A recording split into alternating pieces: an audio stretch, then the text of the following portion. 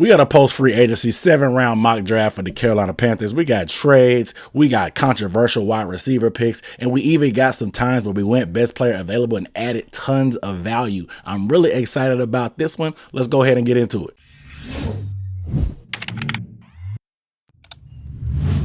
Yo, what up, though? It's Aaron Duncan with the Necessary Bluntness Sports Talk, recap and analysis of the Panthers. So make sure you are subscribed down below to get all my draft content, news, and updates for the Panthers and film breakdowns on free agents. If you need a go-to place for Carolina Panthers information, I am your guy. Please hit that subscribe button to get your water cooler talking points 3 to 5 business days in advance because I'm on top of these things. But also, give this video a thumbs up because this mock draft is post-free agency. We finally got some clarity on what positions they tried to answer. They still been kind of sneaking around the chicken coop as far as who they're interested in and taking in some vet meetings. So we got a little bit of hint of what their desires are, but I think we finally have a clear picture on what direction we need to go in this draft. I'm super excited about this. As always, my mentality for these drafts is to add contributors right away. The Panthers, they've missed on draft picks so many times, which is why we're in this scenario now. When you don't hit draft picks, you end up having to spend money in free agency on guys, and when you're not a good team, you have to take risky contracts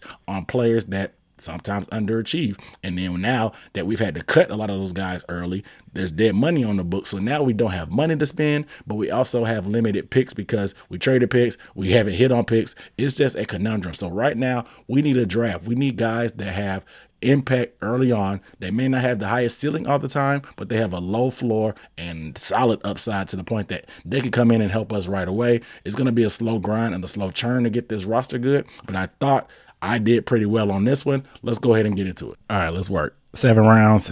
I bumped up from the public because the public be getting on my nerves. So I bumped it up a little bit off of public and put it on the PFF board. So let's go ahead and start 7 rounds. Panthers, let's do it. All right, let's look at the back of this round. So unfortunately, Darius Robinson went. Ladd McConkey went. Adonai Mitchell went. You can see Chop Robinson went as well. Nate Wiggins. So in this scenario, which I don't think is realistic, but Kool-Aid McKinstry would probably be my pick because we need corner definitely. And he is a first-round talent. We need somebody opposite of J.C. Horn. He's also J.C. Horn insurance. If you don't feel confident in his injury history or prognosis going forward, let's go with Kool-Aid McKinstry. I think he's the BPA in this scenario. All right, so what happened? Kool-Aid, Zach Frazier went, Sandstrom went, Rakestraw went, Troy Franklin went. So we could still double back on wide receiver if we want to. Or let's look at some trades. 63 is too far. 72 is too far to me. If I wanted to pick up a second next year, because we don't have a second next year, I could do this. But to me, I gotta get as many top 100 picks this year as possible. So Keon Coleman is there, a guy that I'm very high on. Leggett is still there as well. Like I said, I try to be as realistic as possible when I make these. I don't see a lot of these guys making it that far. So I try to be realistic with my picks, but let's go ahead and go on wide receiver here. We need to. Keon Coleman has wide receiver 1 upside. He's a big body. He obviously he's a good in the jump ball area. He's just a physical specimen. He's only 20 years old, so the upside is there with the basketball background. We have our shifty receivers with Thielen and Deontay Johnson. Now we need a big body wide receiver that can play that X. That way Deontay doesn't play there. The statistics are out there that Deontay has been a lot more productive with a guy like George Pickens that plays the X receiver. That way Deontay can move around, play the slot, and do his thing there. So I'm going with Keon Coleman. I want to take a quick minute to shout out Homage. Homage is the sponsor of this video. Of course, Homage is my go-to place now for Panthers gear, for vintage pop culture gear. They're all top of everything in terms of nostalgia. And you know me as a millennial, I'm a sucker for nostalgia. I even have on a hoodie right now and it feels softer than anything, man. They just have great material on these t-shirts and stuff like that. Pop the link down below and it's going to really help me out. I want to get a little bit of commission based off of it, but when you use that link and shop, it also lets Homage know that, hey, people trust what Aaron has to say and they trust his recommendations for merchandise, and it helps me with future endeavors down the line and bigger partnerships because I'm a big fan of Homage and I'm really trying to build something with them. So appreciate you guys. Make sure you check out down below. Help me, help you. We'll all help each other together. All right, so Marshawn Nealon went, Jonah Ellis went, another edge. Braswell went, Adisa Isaac, Leggett went 51. So a lot of guys went off there, but I'm still feeling pretty decent. I do like Kyrie Jackson. Now, Kyrie Jackson is a corner again, but we already got our corner. So let's try to add some variety to this. Let's look at what the trade looks like. 77, maybe a little bit too far back, but let's go ahead and look at the edge group. I definitely would like to look edge. Austin Booker's there. Javon Solomon's there. Muhammad Kamara there. Those guys are available probably next round, so I'm cool there. Let's look at interior. Christian Hayes, Mahogany. Van Pran is there, so maybe I'll trade back and try to get Van Pran to go ahead and get our center. All right, so 77. So I'll go back 12 spots, pick up another 4th rounder, and then move up on that one. 91% chance of going with the Raiders. Let's do it. All right, they took it. Let's see what happened. Junior Colson, safety win. Jaden Hicks. I like Jaden Hicks. I'm not mad at any of these picks. I feel good about what just happened. So now we got 77 here. And so let's look at edge again. Gabriel Murphy, we're still good there. I still feel good about that. Tight end. Take edge off. Tight end. I still feel good about that group. It's something where we can go again. Let's look at the wide receivers. Do we go Johnny Wilson instead of going a tight end, or do we try to go with a different type of wide receiver? Malachi Corley would be a good pick here, in my opinion. He's a yak underneath receiver. He's not very polished, in my opinion. I'm not as high on Malachi Corley as everybody else personally. He just has too much work, and I think the learning curve for him as far as route running will be a little bit steeper. But I think from day one, you can at least get Laviska Shenault type plays from him. But if you want to separate it underneath, you can go with Jacob Cowan. But I think Malachi Corley gives something a little bit different. But I want to check a few more picks. D-line, Michael Hall, I'm good there. Interior O-line, Van Pran. I feel good about Van Pran. I want to go Van Pran, but Bo Limmer is there as well. Oof, tough decision.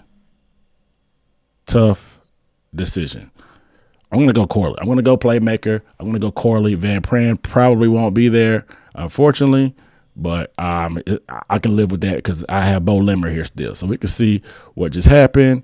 You can see Van Pran went. Renardo Green went. The corner. Christian Mahogany went. I'm fine. Let's go get our starting center for the future. Let's look at some of the trades. 103. Do we want to trade back? Not worth it in my opinion. I don't want to have too many picks. I don't want this thing to extend too long, but I want to get Bo Limmer. Bo Limmer is going to be able to probably compete and start probably within year one. We have to roll with Corbett. There may be some competition, but I think Bo Limmer is strong enough. He has enough experience playing on the interior. He could play some guard as well. I really like Bo Limmer as a prospect. Very underrated guy. And to get him around 4, I feel good about that. All right, so Ray Davis went, a running back went that I was a little bit high on. Marshawn Lloyd went as well. Another one that I was high on. Let's look at edge because I have not gone edge yet. Mo Kamara is still there. Javon Sullivan. I've seen people go big on him, but he's a little bit smaller, but his athletic profile should rotation of pass rush at worst. Potential for impact is a top 100 pick. Would be a limiting factor. So he might have passed off the bus eye test, but he fits the bills and athletes. Gained more than 30 pounds since high school. It's a good first step. Flexibility and change of direction are suspect. So what have I done? I've done Bo Limmer with a center. I've gone wide receiver. We definitely need edge, but we're not going to be able to answer every question in this draft regardless. I do like Mo Kamara, but we'll see. Let's look at who's up here. And I feel pretty good about going Mo Kamara right now. It may be a little bit of a reach, but I'm fine with getting a guy that can get after the passer with that type of motor. I don't think he'll be there at 142. So let's go Mo Kamara. I'm a hardworking edge rusher. All right. So what went before? Jordan Travis, Ben Sinnott, Cedric Gray. I'm looking thinking tight end and playmaker now. We're on day 3. Let's get a playmaker potentially to add to this backfield. Theo Johnson is there. I could wait on Theo Johnson, or I could go get Shipley. I think Shipley is a good pick. Shipley is going to bring that route running out of the backfield. It's going to be a tough runner, a little bit more dynamic out of the backfield as well. I think with Dave Canellis' system and what he did with Rachaad White, we're going to need a running back that can be a high volume receiver. I really like Shipley's game. I heard he ran in the low 4.4s, potentially even a 4.3 at his pro day. So the speed that people were somehow questioning is there. I have a little bit of concerns about him driving his feet, but I like him in open field. I like him working in space. He's a guy that I'm higher on than a lot of people. I would like to get a guy with every down skill set, but I think we're good. Let me check linebacker really quick. Michael Baird, JT Bertrand. Yeah, I'm comfortable going running back here and then doubling back with tight end with Theo Johnson. I'll go with Will Shipley. And Theo Johnson didn't go, so I'm good there. Theo Johnson, I've taken him before in some previous mocks. Big body wide receivers. The athletic profile is crazy. 6'6", 264 at a 40-inch vert. I think he ran the 4.6s as well. Is a great blocker as far as walling guys off. Has a tight end one upside for the future because he's a good blocker and a receiver with a big frame, and he's good in the red zone because of that 6'6" frame. I'm a 40-inch vert. So I love Theo Johnson here. Let's go ahead and take him and feel good about it. We don't pick again until 240. Oof. All right. So where do we go here? Do we triple up on wide receiver? No. Look at corner, Slim Pickens right now, edge rusher. Miles Cole is there. Miles Cole has athletic upside. He's huge. I do like Miles Cole. Miles Cole is, I think there's some development that needs to be there, but he's a guy that just has a astounding athletic profile. So look at safety. Tyler Owens is an underrated prospect as well.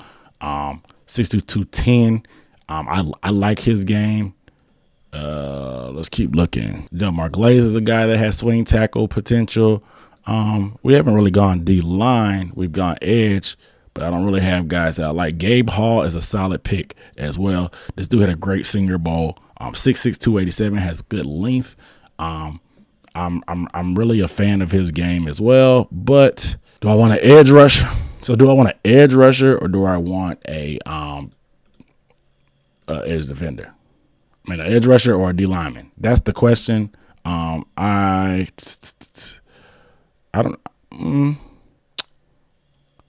comfortable with going with a D lineman. Let's add a D lineman. I like Miles Cole's athletic profile, but like I said, 6'6", 287 for my Gabe Hall, solid Senior Bowl. Let's do it. So let's see how this thing grades out. I ended up getting a lockdown corner in the first round. Then I ended up getting my wide receiver in the second round as well. I really love that move back in the third round to get more picks. Ended up getting another playmaking wide receiver, somebody who can just get the ball to get in his hands and get some easy yards for our offense. Like I said, worst case scenario as a rookie, he could play that Laviska role, and then if he doesn't top out, he steals that Laviska role. But Malachi Corley gives us a variety of skill sets to add to this wide receiver room. Ended up getting a center and Bo Limmer. These are four guys that I think can contribute right away, and I think 3 out of the 4 can be starters from day one, and I think Corley can have a very significant role. Mo Kamara is a guy that's going to be a good pass rushing edge in the interior, nonstop motor, very strong at the point of attack. And then Will Shipley is a guy that brings the receiving game to the backfield. Like I said, to play that Rachaad White role that we saw that was huge for Dave Canellis' offense. I got Theo Johnson, who has tight end 1 upside. I think day 1 he's going to be able to be your tight end 2. Him and Tommy Trimble give you a great athletic profile. He's huge and a red zone target. And then I ended up going with Gabe Hall in the 7th round. A rotational D lineman is going to be able to develop 6'6", 287, can play the 3 technique, can play across the line of scrimmage and that with his hand in the dirt. I really, really like what I did here. You guys let me know what you graded as yourself. I know you guys can be strict. You take these mock drafts very personal, but this is mine based off of my thoughts of what we did in free agency. It allowed us to go best player available, but still able to get some key positions in this draft. We're not going to be able to fill every hole this draft, but I did my best to find some quality players. So let me get you guys' thoughts down below. Make sure you are subscribed to the channel. This is my latest mock draft. I appreciate you guys watching. As always, I'll see you next time. Peace.